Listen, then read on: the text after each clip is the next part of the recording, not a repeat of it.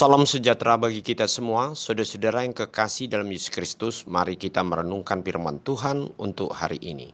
Mari kita berdoa. Bapa di sorga, kami bersyukur ya Tuhan untuk segala kebaikan Tuhan yang selalu menyertai hidup kami. Kami akan mendengarkan firman-Mu, biarlah Roh Kudus bekerja untuk memberikan arti makna bagi kehidupan kami, sehingga firman yang kami terima saat ini menjadi kekuatan, pengharapan, dan motivasi bagi hidup kami untuk menghadapi segala pekerjaan dan pergumulan hidup kami. Dalam nama Yesus Kristus kami berdoa. Amin. Firman Tuhan untuk hari ini, Kamis 31 Oktober 2024, tertulis di dalam 1 Yohanes 2 ayat 29. Jikalau kamu tahu bahwa Ia adalah benar, kamu harus tahu juga bahwa setiap orang yang berbuat kebenaran lahir daripadanya. Saudara-saudara yang kekasih dalam Yesus Kristus, apakah motif yang mendorong hidup kita untuk selalu berjalan di dalam kebenaran? Apakah karena pengaruh lingkungan yang membuat kita teguh berjalan di dalam kebenaran? Atau agar kita mendapat yang baik dari kebenaran yang kita lakukan? Hal inilah yang menjadi motif beberapa orang untuk tetap teguh berpegang pada kebenaran. Namun sebagai orang Kristen, alasan kita untuk melakukan kebaikan atau kebenaran adalah karena kita sudah mendapatkan yang baik dari Allah itu sendiri, bukan sebagai upaya untuk mendapatkan keselamatan. Maka bisa kita katakan bahwa kebenaran merupakan buah dari keselamatan yang Allah berikan melalui perantaraan anaknya Yesus Kristus. Pandangan ini berbeda dengan ajaran saudara-saudara kita yang menekankan pada kelakuan baik untuk mendapatkan suatu pahala atau keselamatan. Maka dari itulah imanlah yang memberikan keselamatan bagi kita. Jalan hal inilah yang mendorong orang percaya untuk melakukan kebenaran di dunia ini. Salah satu identitas sebagai orang Kristen adalah dengan melakukan kebenaran. Dengan melakukan kebenaran kita dapat menjadi contoh positif di sekeliling hidup kita.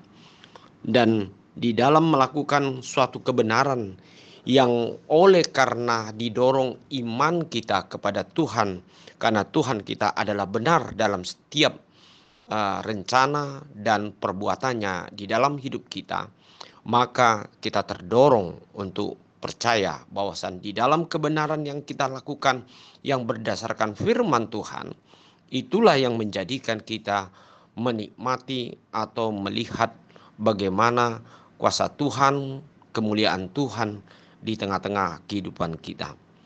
Saudara-saudara yang kekasih, kebenaran tidak dapat diganti oleh karena sesuatu yang selalu dicanangkan oleh pengetahuan manusia atau kehebatan manusia atau kesuksesan manusia di tengah-tengah dunia ini.